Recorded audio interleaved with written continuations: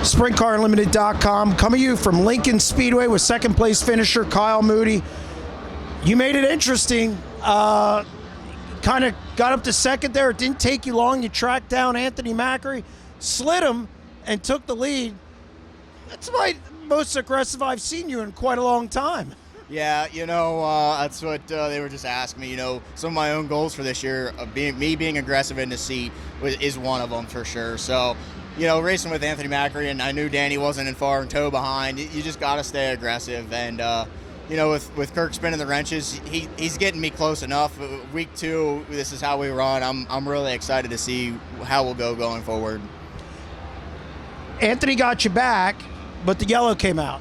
You had to feel pretty good. What was your thinking on that restart? Anthony ended up getting you on after the restart. You slid yourself in 1 and 2. What was your thinking there?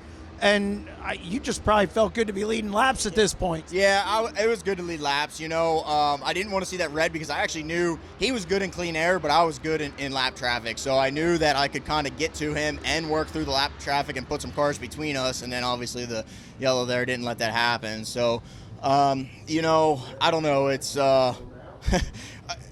I knew it was actually a red there. I knew I was going to make the decision to slide myself in 1 and 2 because I had more grip off of 4. So I figured if he throws a bomber at me at 4, I can cross back under him and try it again. And actually I did again, and then it kind of got tight for me and him off of turn 2 again. And, at that point I was like, I knew he was better in clean air, just to kind of let him check out. I thought maybe I was going to have another shot at him in lap traffic again, and I think we all kind of just equalized the last couple laps. So, making a decision, I probably could have waited a little later to throw myself a slider to get better traction down the backstretch so he wouldn't have had as good as a shot down in 3 and 4. But again, you're racing with the best guys. They've already been to Florida and have how many races over Kirk and I as our second race together. So, hey, I'll take it.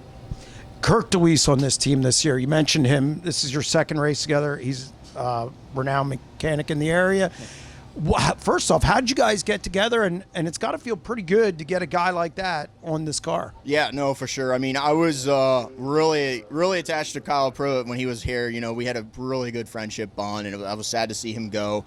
And I was just telling, the last guy who was interviewing me that I made a list in my phone, and actually Kirk was the first on the list. And I called him, and he was really happy with where he was at with the Campbell deal. They've been there for years, And so when I called him, he turned me down, and I deleted his name out of my phone. And a couple weeks went by. I still hadn't really called anybody. I put feelers out, I should say.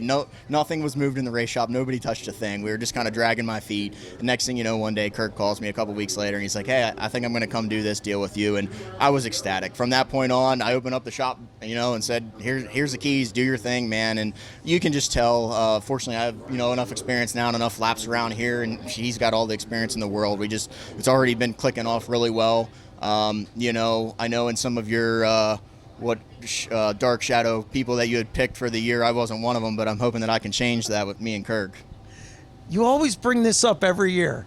And then when I do pick you, then you don't. Well, all right, then don't pick me. But hopefully this isn't just a fluke and we can make this a weekly thing. The biggest thing is he's going to be good enough to give me a car. I just have to stay aggressive. I got to be confident in myself. I got to be confident in drive like that, every week here. And honestly, actually, last week I felt pretty good too. We just got in that first lap deal, and we made a lot of changes on the race car this week. And, we switched to CSI shocks. I have a fresh Kistler under the hood, and it's just things are gelling right now, and I'm happy with it.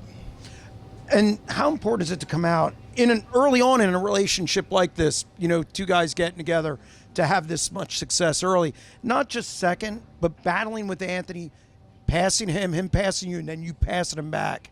That's got to be more important almost than second. Yeah, well, more important on this type of racetrack surface. A lot of guys can't get a hold of this, so if you're doing something on these types of racetracks, then it only allows for all summer long to be able to know what you're doing and get right back to this package. So I'm excited.